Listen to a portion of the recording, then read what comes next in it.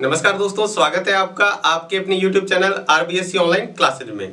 आज से अपन स्टार्ट करेंगे आपके गणित की 13वीं प्रश्नावली यानी वर्त एवं स्पर्श रेखा के बारे में। बहुत ही महत्वपूर्ण प्रश्नावली है, बहुत ही छोटी सी प्रश्नावली है। बहुत ध्यान से देखिएगा। बहुत सारे बच्चों को पहले ये जो जियोमेट्री वाला पार्ट है बहुत ज्यादा बोरिंग लगता है या फिर जो करना ही नहीं चाहते, पहले से छोड़ना चाहते हैं। अगर आप इस वीडियो को पूरा देखेंगे तो निश्चित तौर पर आप इस प्रश्नावली को तो आसानी से कर पाएंगे। तो वीडियो को पूरा देखिएगा। अगर आप इस वीडियो को पूरा देख लेते हैं तो निश्चित तौर पर आप ये प्रश्नावली में आपकी कोई भी दिक्कत नहीं रहेगी। वैसे ही हमेशा की तरह अपन पहले सीखेंगे इसका बेसिक। इसकी जो बेसिक जानकारी है वो बहुत ही महत्वपूर्ण है। अगर आपने ये बेसिक जानकारी बहुत ही अच्छी तरीके से देख ली तो निश्चित तौर पे आप इसके पर्सन जो है बहुत ही आसानी से हल कर पाएंगे। एक बार बस आपको पर्सन को देखना है, फिर आप उसको आसानी से कर पाएंगे। तो देखते हैं इसके अंदर अपने को क्या पढ़ना है। तो सबसे पहले अपन पढ़ेंगे इसके अंदर स्पर्श रेखा के बारे में। क्या होता है स्पर्श रेखा? ठीक है, परिभाषा को बाद में समझेंगे, पहले इसको समझते हैं एक डायग्राम से। मान लिया मैंने एक वर्त बनाया, एक वर्त के, ठीक है, यहां पर कोई बिंदु लिया और यहां से मैंने एक रेखा खींच दी। इस बिंदु P से जाते हुए मैंने एक रेखा खींची। ये इस वर्त की कहलाती है स्पर्श रेखा। देखो आपको क्या समझ में आ रहा है इस चित्र से? इस चित्र से अपने को ये बात समझ में आ रही है कि एक वर्त को टच करते हुए, सिर्फ उसको प्रतिच्छेद करते हुए, बीच में से काटते हुए नहीं, सिर्फ उसको छूते हुए अगर कोई लाइन निकलेगी सीधी रेखा तो वो उसकी स्पर्श रेखा कहलाएगी। क्या कहलाएगी? स्पर्श रेखा कहलाएगी। इससे पहले अपन प्रश्नावली के अंदर जीवा के बारे में और चाप के बारे में पढ़ चुके हैं। जो 12वीं प्रश्नावली थी उसमें अपने जीवा और चाप के बारे में पढ़ा था। इसमें अपने को पढ़ना है स्पर्श रेखा के बारे में। बहुत ध्यान से देखिएगा। देखो आपने ये कहा वर्त को जो सिर्फ क्या करे, टच करते हुए, स्पर्श करते हुए जो लाइन खींचे वो उसकी कहलाती है स्पर्श रेखा। जैसे मान लो अगर आपने कोई, ये देखो कितने बिंदु पर, वर्त को केवल एक बिंदु पर ही क्या करती है, प्रतिच्छेद करती है। प्रतिच्छेद करने का मतलब होता है स्पर्श करती है या काटती है। ठीक है, अब देखते हैं इसकी परिभाषा। तो परिभाषा देखो, वर्त को केवल एक ही बिंदु पर प्रतिच्छेद करने वाली रेखा को स्पर्श रेखा कहते हैं। यानी वर्त को जो केवल एक बिंदु पर ही प्रतिच्छेद करे या एक बिंदु पर ही स्पर्श करे, ठीक है, या एक बिंदु पर ही काटे, उस रेखा को कहते हैं स्पर्श रेखा। तो ये इसकी क्या होगी है, ये है स्पर्श रेखा। ये क्या है? इस वर्त की स्पर्श रेखा है। ठीक है, तो स्पर्श रेखा क्या होती है आपको अच्छे से समझ में आ गया। जो केवल वर्त को एक ही बिंदु पर प्रतिच्छेद, जरूरी नहीं है यहां से खींचे, आप यहां पर बिंदु लेके खींच सकते हैं, यहां पर बिंदु लेके, यहां पर बिंदु लेके, जहां मर्जी आप बिंदु लेके खींच सकते हैं, लेकिन वो बिंदु कहां पर होगा? उस वर्त की परिधि पर ही होगा और एक बिंदु से केवल एक ही स्पर्श रेखा खींच सकते हैं। अब इसके कुछ आपको तथ्य ध्यान रखने हैं। सबसे पहला है वर्त पर स्थित,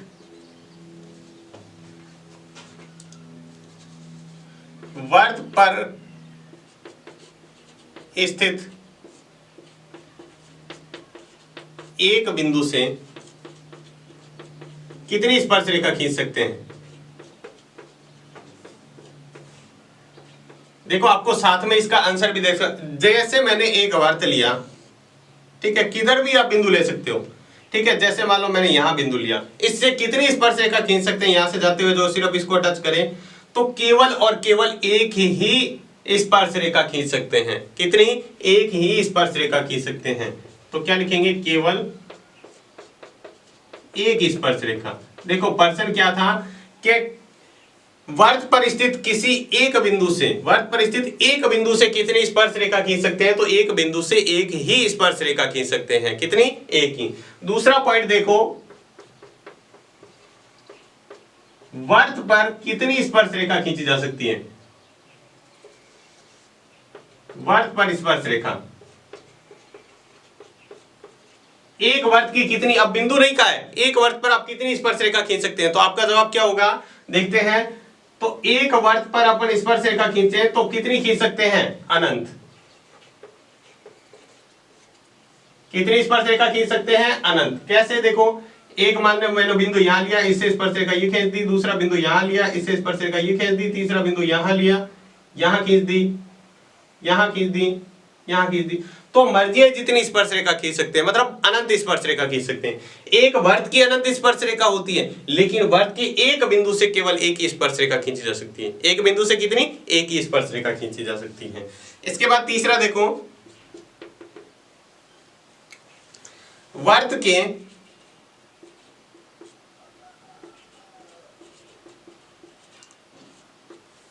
बाह्य बिंदु से स्पर्श रेखा, देखो यहां पर वर्त है, वर्त के बाहर कोई बिंदु यहां पर है, ये बिंदु कोई P है, बताओ यहां से कितनी इस वर्त की स्पर्श रेखा खींच सकते हैं? तो देखो इस वर्त के बाह्य बिंदु है, यहां से अपन इस वर्त की 2 स्पर्श रेखा खींच सकते हैं। कितनी? 2 स्पर्श रेखा खींच सकते हैं। जैसे A, ये B, एक तो PA हो गया और PB, तो कितनी स्पर्श रेखा खींच सकते हैं? 2 स्पर्श रेखा। वर्त के बाह्य बिंदु से अपन 2 स्पर्श रेखा खींच सकते हैं। इसके बाद अगला देखो, वर्त के अंत्य बिंदु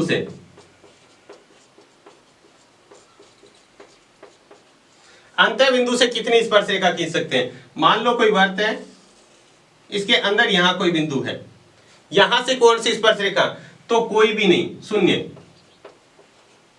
वर्त के अंदर कोई स्थित बिंदु है तो उससे कोई भी स्पर्श रेखा आप नहीं खींच सकते, ठीक है। वर्त के अंदर स्थित बिंदु से कोई भी स्पर्श रेखा नहीं खींची जा सकती है, यह आपको ध्यान रखना है। इसके बाद देखो, एक वर्त में कितनी समांतर स्पर्श रेखा खींच सकते हैं? 5वां है समांतर स्पर्श रेखा।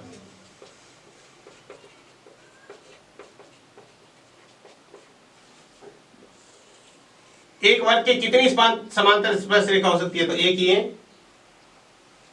आपस में केवल 2 स्पर्श रेखा हो सकती है। अब चाहे इसको ऐसे खींच दो, कैसे खींच दो, लेकिन 2 से ज्यादा नहीं खींच सकते आप।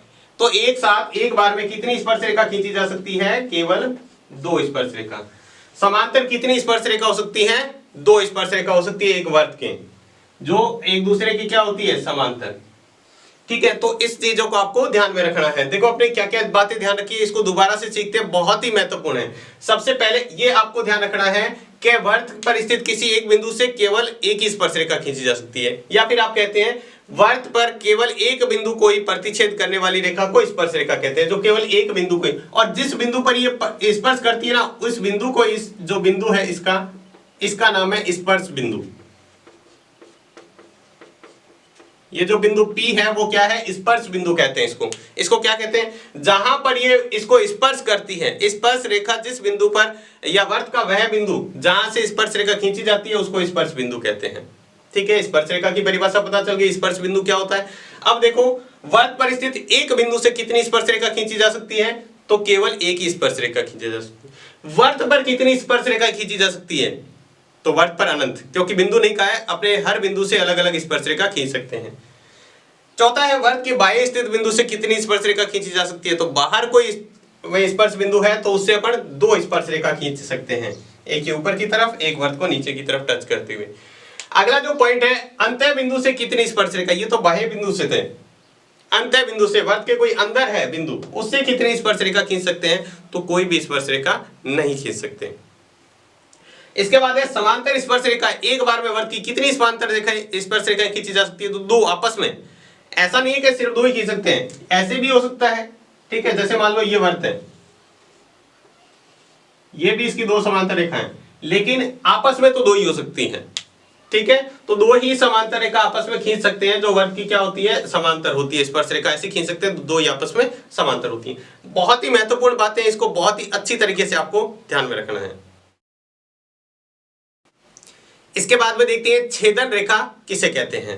तो देखो, छेदन रेखा का मतलब क्या होता है उसको समझते हैं। पहले अपने पढ़ा स्पर्श रेखा, जो क्या करती है? वर्त को केवल एक बिंदु पर प्रतिच्छेद करती है। तो छेदन रेखा वो होती है जो वर्त को 2 बिंदुओं पर प्रतिच्छेद करती है। 2 बिंदुओं पर देखो कैसे करेगी।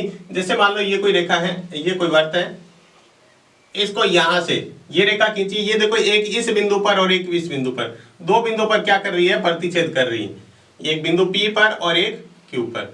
इसलिए इस रेखा को क्या कहते हैं? छेदन रेखा, ठीक है। छेदन रेखा वो होती है जो वर्त को 2 बिंदुओं पर क्या करती है? प्रतिच्छेद करती है। स्पर्श रेखा वर्त को केवल एक बिंदु पर प्रतिच्छेद करती है, जबकि छेदन रेखा वर्त को 2 बिंदुओं पर प्रतिच्छेद करती है, ठीक है। इसी तरह पर उसकी भी बातें लिख लेते हैं कुछ। जैसे मान लो पहला लिखते हैं, सारी ये लिखिए एक वर्त में, ये जो पॉइंट लिख रहे हैं सारे एक वर्त में। तो एक वर्त में एक बिंदु से,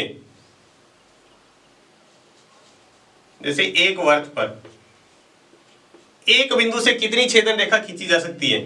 एक बिंदु से छेदन रेखा। देखो एक वर्त में एक बिंदु से कितनी छेदन रेखा खींची जा सकती है, तो देखो यहां पर अपन खींच के देख लेते हैं।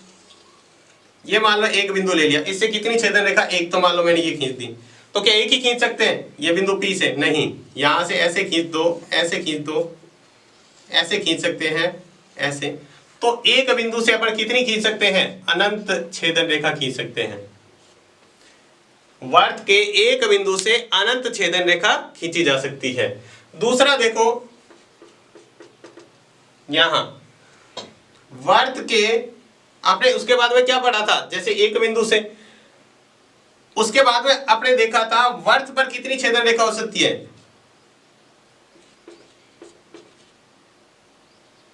वर्त पर छेदन रेखा मतलब एक बिंदु से नहीं, सीधा बिना बिंदु के ही। ये भी कितनी हो सकती है?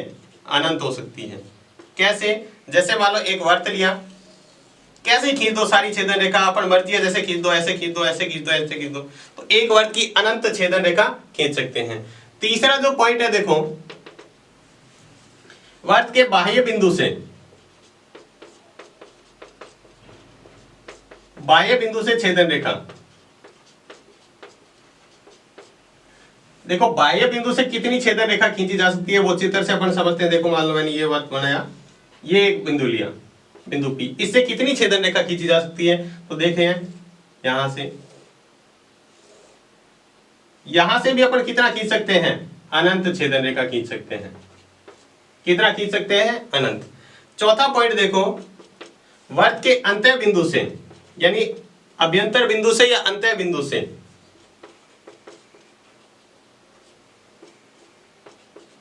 अंत्य बिंदु से छेदन रेखा। अंत्य बिंदु का मतलब है वर्त के कोई अंदर बिंदु है,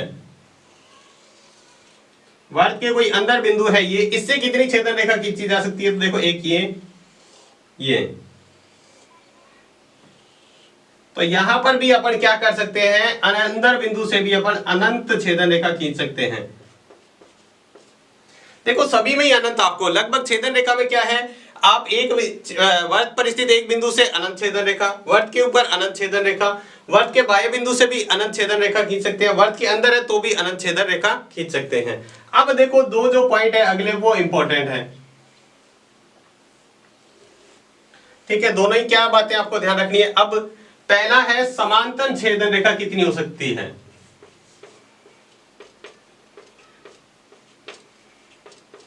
ये सारी की सारी एक ही वर्त की बात कर रहे हैं, ध्यान रखना, एक वर्त में बात कर रहे हैं, एक वर्त में समांतर कितनी छेदन रेखा हो सकती है। देखो खींच के देखते हैं, ये है, ये मैंने छेदन रेखा खींची कुछ, ये देखो सभी वर्त को क्या कर रही है? दो भागों पर प्रतिच्छेद कर रही है। तो ये समांतर भी कितनी खींच सकते हैं? समांतर छेदन रेखा, समांतर छेदन रेखा भी होती है अनंत। लास्ट और अंतिम पॉइंट, इसमें आपको अनंत नहीं लिखना है, बस बाकी सारों में अपने लगभग क्या लिखा है? अनंत ही लिखा है। तो इसके अंदर देखते हैं, तो अपने को लिखना है दो बिंदुओं से, वर्त पर स्थित दो बिंदुओं से कितनी छेदन रेखा खींची जा सकती है।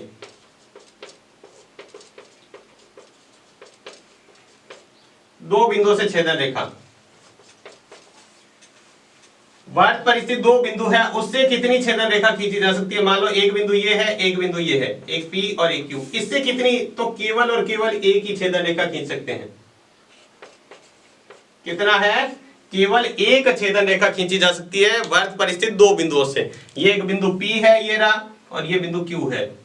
दो बिंदुओं से केवल और केवल एक ही छेदन रेखा खींची जा सकती है। तो ये पॉइंट अपने को अच्छी तरह ध्यान रखने हैं वे छेदन रेखा के बारे में। सबसे पहले आपने ये पढ़ा छेदन रेखा किसे कहते हैं? वर्त को दो बिंदुओं पर प्रतिच्छेद करने वाली रेखा क्या कहलाती है? छेदन रेखा कहलाती है, ठीक है। अब सबसे पहले एक बिंदु से, वर्त पर स्थित एक बिंदु से कितनी छेदन रेखा खींची जा सकती है? तो वर्त पर स्थित एक बिंदु से अनंत छेदन रेखा। वर्त की कितनी छेदन रेखा होती है? वर्त पर भी अनंत छेदन रेखा होती है। वर्त के बाह्य बिंदु से अनंत छेदन रेखा खींच सकते हैं। वर्त के अंदर जो स्थित बिंदु से कितनी छेदन रेखा होती है? अंदर भी स्थित बिंदु से अनंत छेदन रेखा। उसके बाद है समांतर कितनी छेदन रेखा हो सकती है? समांतर भी अनंत छेदन रेखा हो सकती है। बस एक इंपॉर्टेंट पॉइंट ध्यान रखना है, ये सबसे इंपॉर्टेंट है, वर्त के दो बिंदुओं से, वर्त पर स्थित दो बिंदुओं से कितनी छेदन रेखा खींची जा सकती है? तो एक ही छेदन रेखा खींची जा सकती है दो बिंदुओं से। तो ये आपको इसके बारे में बहुत ही अच्छी तरीके से ध्यान रखना है। ये था किसके बारे में? छेदन रेखा के बारे में। तो अपने स्पर्श रेखा और छेदन रेखा अच्छे से समझ में आ गया। अब आगे नेक्स्ट देखते हैं। इसके बाद में देखते हैं इसकी जो परमें हैं उसको समझ लेते हैं। पहले 13.1 और 13.2 परमें, यानी 13.1 का ये विलोम है, इसका उल्टा है। पहले इस परमें को बहुत ध्यान से समझिएगा, लगभग सभी सवालों में इस परमें का काम आने वाला है। तो इस परमें को बहुत ध्यान से समझिएगा। क्या परमें है पहले इसको समझते हैं, पहले परमें को पढ़ते हैं फिर इसको समझते हैं। देखो आपको दिया हुआ है, वर्त के किसी बिंदु पर खींची गई स्पर्श रेखा, वर्त पर कोई बिंदु है उससे स्पर्श रेखा खींची जाए, उस बिंदु से केंद्र को मिलाने वाली रेखा, यानी उस बिंदु को केंद्र से मिलाने वाली रेखा जो त्रिज्या होती है उस पर लंब होती है। जैसे आपको ये कहा हुआ है, ये एक वर्त है, ठीक है, वर्त पर स्थित ये कोई स्पर्श रेखा है, ठीक है, ये PQ कोई स्पर्श रेखा है जो बिंदु M पर यहां पर इसको प्रतिच्छेद कर रही है। इसको केंद्र से मिलाने वाली रेखा, ये जो त्रिज्या होती है, केंद्र और परिधि को मिलाने वाली ये रेखा क्या होती है? त्रिज्या। यानी त्रिज्या और स्पर्श रेखा एक दूसरे पर लंबवत होती है, एक दूसरे के साथ 90 डिग्री का कोण बनाती है। क्या कहते हैं? एक दूसरे के साथ 90 डिग्री का कोण बनाती है, ठीक है। ये PQ क्या है? एक स्पर्श रेखा है, और OM क्या है? त्रिज्या है। तो ये क्या होगा? तो अपन ये कह सकते हैं OM है वो लंबवत है किसके? PQ के, ठीक है। OM लंबवत किसके होगा? PQ के। यानी स्पर्श रेखा और त्रिज्या के बीच जो कोण बनता है वो 90 डिग्री का होता है। या फिर कह सकते हैं स्पर्श रेखा और त्रिज्या एक दूसरे के लंबवत होती है, ठीक है। स्पर्श रेखा और त्रिज्या क्या होती है? एक दूसरे के लंबवत होती है। देखो यही बात का है, वर्त के किसी बिंदु से खींची गई स्पर्श रेखा, वर्त पर मैंने कोई बिंदु M लिया है, यहां से एक स्पर्श रेखा PQ खींची है, ठीक है। उस बिंदु से केंद्र को मिलाने वाली रेखा, इस बिंदु से M से केंद्र को मिलाने वाली रेखा जिसको अपन त्रिज्या कहते हैं, पर लंब होती है। ये क्या होती है? त्रिज्या पर लंब होती है। ये बात आपको आसानी से समझ में आ गई होगी। यानी त्रिज्या और स्पर्श रेखा के बीच में 90 डिग्री का कोण बनता है, ठीक है। या त्रिज्या और स्पर्श रेखा एक दूसरे के लंबवत होती है, ठीक है। इस परमें का मान मतलब यही है कि त्रिज्या और या त्रिज्या स्पर्श रेखा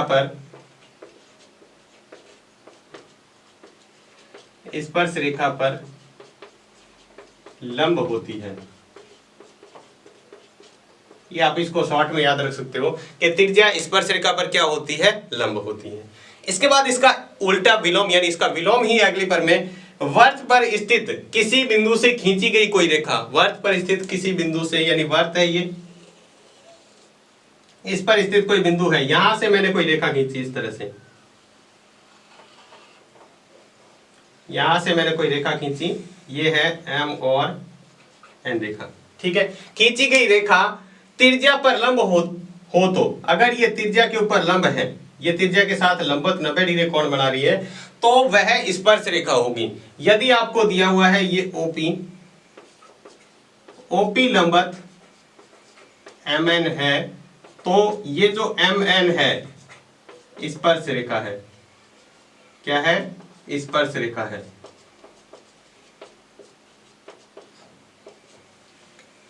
अगर आपको कह दे वर्त के ऊपर, वर्त के अंदर नहीं है, वर्त के एकदम स्पर्श करते हुए परिधि पर कोई ऐसी लाइन खींचे जो त्रिज्या पर क्या हो? लंब हो, त्रिज्या के साथ 90 डिग्री का कोण बना रही हो, तो वो जो रेखा आपने खींची है वर्त पर, वो क्या होगी? स्पर्श रेखा कहलाएगी। वो क्या कहलाएगी? स्पर्श रेखा कहलाती है। तो ये दोनों ही पर में आपको अच्छी तरह ध्यान रखना है। और एक बात यहाँ पे, ये इसको सिद्ध करने का है तो बहुत ही सिंपल सा है कि दो बिंदुओं के बीच की जो, या दो रेखाओं के बीच की दूरी, या दो बिंदुओं के बीच की दूरी एक दूसरे पर लंब होती है, लंबवत दूरी होती है। दो बिंदुओं के बीच की जो सीधी दूरी होती है वो सबसे कम मिनिमम दूरी होती है, सबसे कम दूरी होती है, ठीक है। ये बात आपको ध्यान रखनी है। ये दोनों पर में आप बहुत ही अच्छी तरीके से ध्यान में रखिएगा। इसके बाद अगली देखते हैं 13.3 पर में, बहुत ही महत्वपूर्ण। इस परमें का प्रूफ भी कई बार आपके एग्जाम में आ चुका है, और वो भी 6 नंबर का। तो 6 नंबर आपकी पर में बहुत ही महत्वपूर्ण है, इसको आप वेरी वेरी मोस्ट लगा लीजिएगा एग्जाम के लिए आपके, ये बहुत ज्यादा पूछी जा सकती है, नहीं तो इसके ऊपर सवाल तो 100% आने वाला है। तो ये नहीं, ये जो प्रमेय है बहुत ही महत्वपूर्ण है। इसका पहले अपन देख लेते हैं प्रूफ और इसको समझ भी लेते हैं, ठीक है। तो सबसे पहले देखो प्रमेय में दिया हुआ क्या है, वर्त के बाहर स्थित किसी बिंदु से वर्त पर खींची गई दो स्पर्श रेखाएं परस्पर समान होती है। ये तो अपने पहले समझ लिया था कि वर्त के बाहर कोई बिंदु स्थित है, उससे अपन दो स्पर्श रेखाएं खींच सकते हैं और वो दोनों ही क्या होती है, बराबर होती है। दोनों ही स्पर्श रेखाएं क्या होती है, बराबर होती है, ठीक है। ये अपने को इसके अंदर देखना है, यानी आपको ये बताना है कि ये मान लो एक वर्त लिया है, ठीक है, इससे बाहर कोई बिंदु यहां पर ले लिया,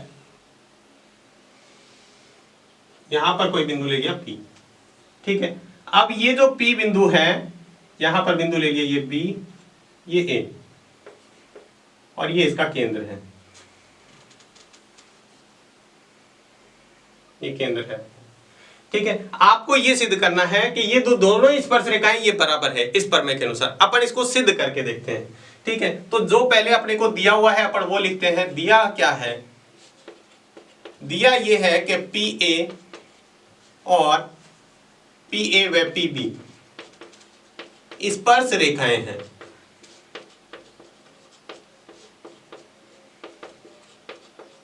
PA और PB क्या है, स्पर्श रेखाएं हैं, ठीक है। आपको जो सिद्ध करना है वो ये करना है PA बराबर PB, यानी दोनों स्पर्श रेखाएं बराबर हैं। अब अपन देखते हैं इसके अंदर रचना करते हैं। रचना में आपको क्या करना है, कुछ एक्स्ट्रा ऐड करना है। मैंने क्या किया, इसको यहां से A को O से मिलाया, B को भी O से मिलाया और इसको भी क्या कर दिया, O से मिला दिया, ठीक है। तो अपन क्या लिखेंगे, O को A, B व P से मिलाया। सवाल इस प्रमेय को अच्छी तरह समझते रहे, बहुत महत्वपूर्ण सवाल है। देखो आपको क्या किया, O को A से मिला दिया, O को B से मिला दिया और O को P से मिला दिया। मिलाते ही देखो दो त्रिभुज बन गए, ये एक ऊपर है, एक के नीचे, ठीक है। अब देखो अपन इसको हल करते हैं।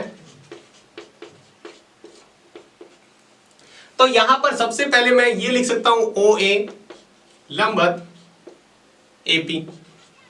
ये देखो OA क्या है, केंद्र और परिधि को मिलाने वाली रेखा होती है त्रिज्या, और ये क्या है, स्पर्श रेखा। त्रिज्या स्पर्श रेखा पर क्या होती है, लंब होती है। त्रिज्या और स्पर्श रेखा क्या होती है, लंब होती है। तो लिखेंगे स्पर्श रेखा त्रिज्या पर लंब होती है। ये अपने प्रमेय में भी पढ़ा था, ठीक है। इसी प्रकार अपन क्या लिख सकते हैं, इसी प्रकार ये जो है OB, ये भी किसके लंबवत होगा, ये BP के लंबवत होगा। ये भी क्या है, BP के लंबवत होगा, ये कारण है इसका। अब अपन देखो दो त्रिभुज लेते हैं। पहले त्रिभुज लिया है मैंने APO, त्रिभुज APO, तथा दूसरा त्रिभुज लिया मैंने BPO में। देखो त्रिभुज एक तो लिया है APO ये ऊपर वाला, दूसरा BPO ये वाला। इसके अंदर सबसे पहले मैंने लिखा OA बराबर OB। ये क्यों लिखा मैंने, OA और OB दोनों ही इस वर्त की त्रिज्या है, और दोनों ही त्रिज्या अपने को पता है, एक वर्त में कितनी भी त्रिज्या हो सारी क्या होती है, बराबर। तो ये लिखेंगे त्रिज्या है इसलिए बराबर, एक ही वर्त की त्रिज्या है। दूसरा देखो मैंने लिखा OP बराबर OP। ये क्या है, उभयनिष्ठ है। ये क्या है, उभयनिष्ठ है भुजा। उभयनिष्ठ भुजा जो है दोनों में कॉमन है। उभयनिष्ठ का मतलब क्या होता है, इस त्रिभुज को बनाएंगे तो भी ये OP काम आएगा, इस त्रिभुज को बनाएंगे तो भी ये क्या है, OP काम आएगा। यहां पर ये त्रिज्या और स्पर्श रेखा के बीच 90 डिग्री कोण, यहां भी 90 डिग्री। तीसरा देखो अपन लिख सकते हैं कोण A बराबर कोण B। ये क्या है, समकोण है।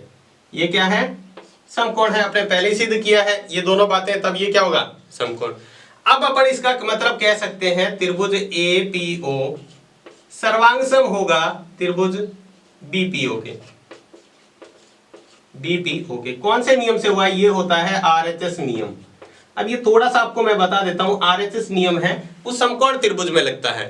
किस में लगता है, समकोण त्रिभुज में। देखो थोड़ा सा मैं आरएचएस नियम को आपको समझा देता हूं। आरएचएस नियम क्या होता है, ये सर्वांग समता का चौथा नियम होता है। 3 नियम देखो, एक तो होता है एस नियम, दूसरा एस नियम और तीसरा ए नियम और चौथा होता है आरएचएस नियम। ये समकोण त्रिभुज में लगता है। कैसे लगता है वो जरा से आपको बता देते हैं। समकोण त्रिभुज में एक कोण तो 90 डिग्री का होना चाहिए। सबसे पहली बात तो क्या होना चाहिए, एक कोण 90 डिग्री का होना चाहिए, उसको अपन समकोण, ये पहली शर्त होती है इसका कि इसका जो कोण है वो क्या हो, 90 डिग्री। तो पहली शर्त क्या थी, एक शर्त तो कोण 90 डिग्री का होना चाहिए। दूसरा देखो 90 डिग्री के सामने की भुजा होती है कर्ण, और इसके सामने की एक कर्ण, ये भी बराबर होना चाहिए। उसके अलावा फिर दोनों में से एक भुजा चाहे ये बराबर हो जाए चाहे ये वाली बराबर हो जाए, तो उसमें लगता है आरएचएस नियम, और दोनों होते हैं सर्वांग सम। यानी एक कोण 90 डिग्री का, एक कर्ण बराबर होना चाहिए। तो यहां पर देखो ऐसा हो रहा है क्या, ये 90 डिग्री के सामने की भुजा ये कर्ण है, और इसमें 90 डिग्री के सामने की ये भुजा कर्ण है, और इसमें 90 डिग्री सामने, तो देखो कर्ण तो बराबर है ही। और फिर ये देखो ये इसका आधार ये और इसका आधार ये, और एक कोण 90 डिग्री होता है, तो आरएचएस नियम। अब इसके बाद में आरएचएस नियम लिखने के बाद में इसकी जो बाकी बची हुई भुजा है और बाकी बचे हुए कोण भी क्या हो जाएंगे, बराबर। यानी बाकी भुजा ये तो बराबर एक ही बार थी, ये एपी बराबर क्या हो जाएगा, बीपी हो जाएगा, यानी पीए बराबर पीबी। तो लिखेंगे तो पीए बराबर पीबी। ये हुआ है सर्वांग समता के नियम से। ये आपने कह दिया सर्वांग समता के नियम से भैया पीए बराबर क्या होगा, पीबी। अब अपने को ध्यान रखना है कि वर्त के बाह्य बिंदु से खींची गई 2 स्पर्शरेखा होती है और दोनों ही बराबर होती है।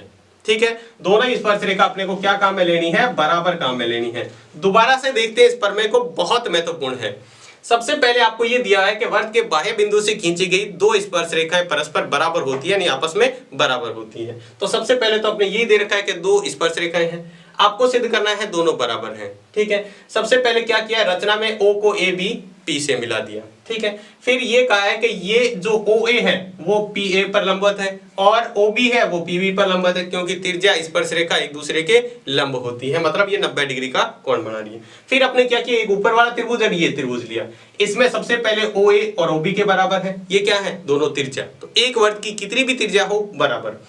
दूसरा देखो बीच वाली ओपी भुजा है वो इस त्रिभुज में भी आ रही है और ओपी भुजा नीचे वाले त्रिभुज में भी आ रही है, तो ये होगी उभयनिष्ठ भुजा।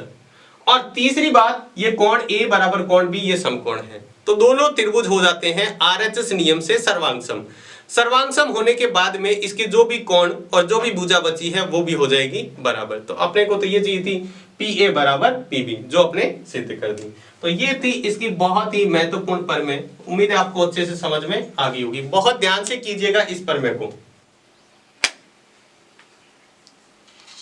तो कुछ बेसिक जानकारी और प्रमेय के बाद में अब अपन स्टार्ट करते हैं अपनी प्रश्नावली जो है 13.1। ये जो 13.1 है आपके नए सिलेबस के अनुसार रखी गई है, 13.2 आपके नए सिलेबस में हटा दी गई है। तो पहला जो सवाल है वो सत्य असत्य के बारे में है, यानी अपने बहुत सारे कॉन्सेप्ट इससे क्लियर होते हैं। तो देखते हैं, आपको खुद को ही अब इसके बारे में पता चलेगा जो बात लिखी हुई है वो सत्य है या असत्य है, अगर आपने बेसिक को पूरा देखा है। तो देखते हैं, सबसे पहले आपको दिया हुआ है पहला जो निम्न में से सत्य असत्य आपको लिखना है।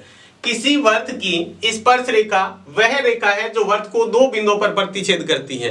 क्या स्पर्श रेखा वर्त को 2 बिंदुओं पर प्रतिच्छेद करती है? क्या ये बात सत्य है या असत्य है? तो आपको पता है स्पर्श रेखा तो उसे कहते हैं जो वर्त को केवल एक बिंदु पर ही स्पर्श करती है। तो ये जो बात है वो पहली बात वो क्या है, इसको अपन क्या कहेंगे, जो पहला बिंदु है वो असत्य है।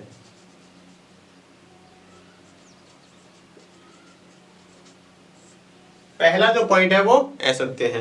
दूसरा देखो, दूसरा लिखा है एक स्पर्श रेखा XY केंद्र O वाले वर्त को P पर स्पर्श करती है। तो अपन क्या करते हैं, इसका चित्र बनाते हैं। देखो ये मैंने दूसरे का डायग्राम बनाया है, ये एक वर्त बना लिया।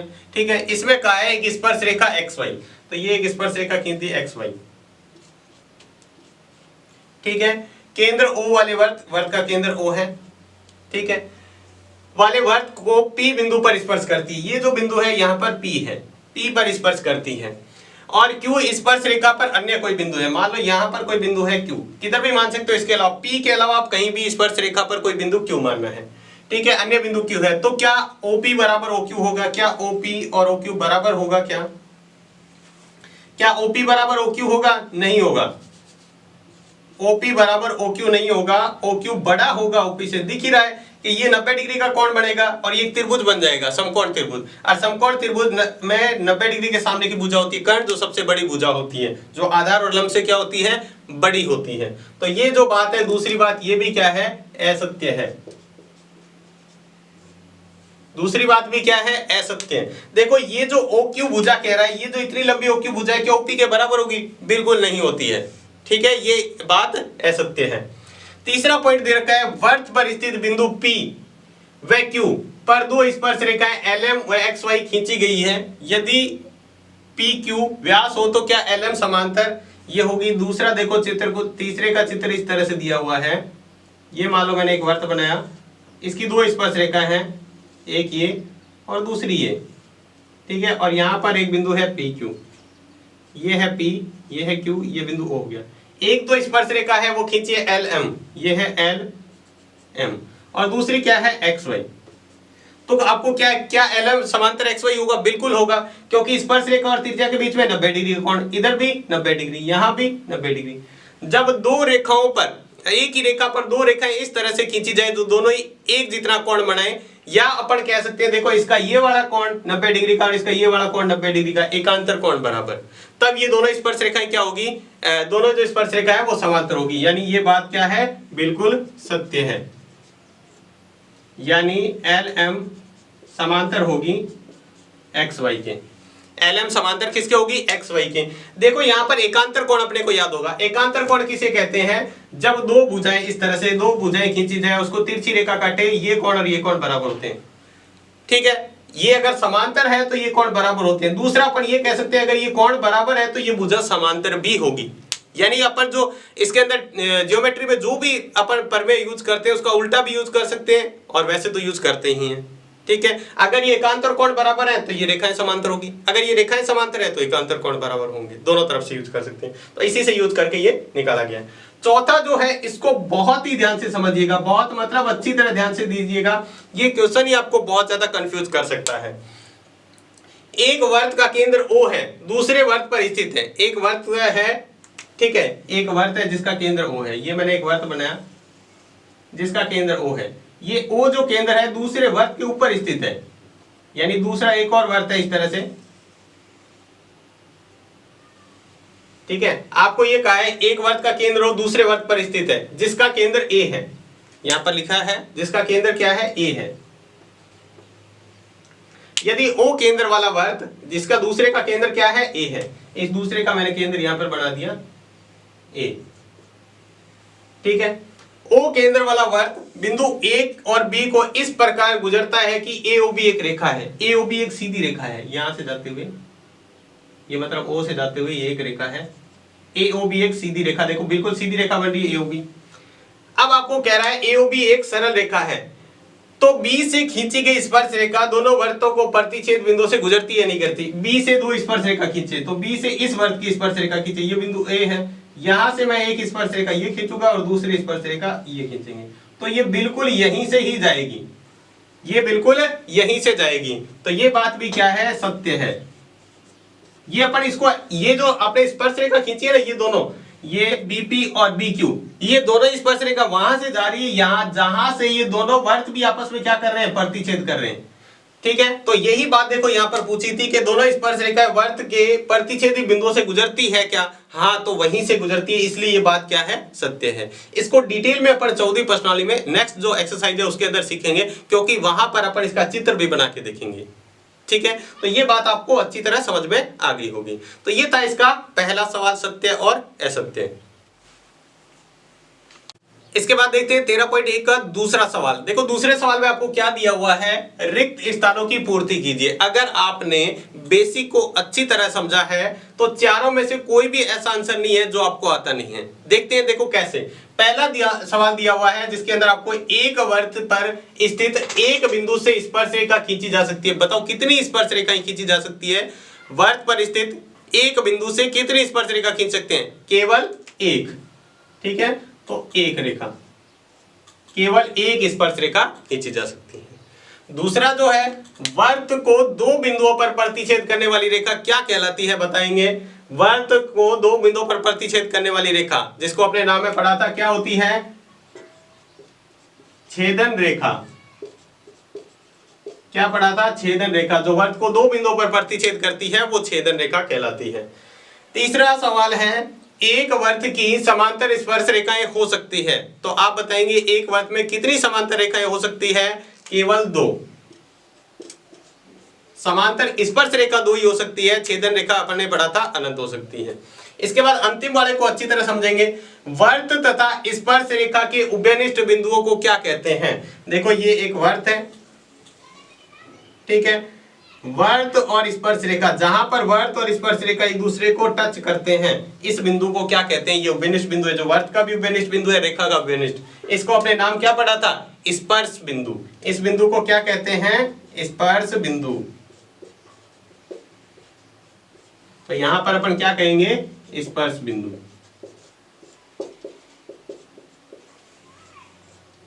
तो ये भी इसका आंसर हो गया।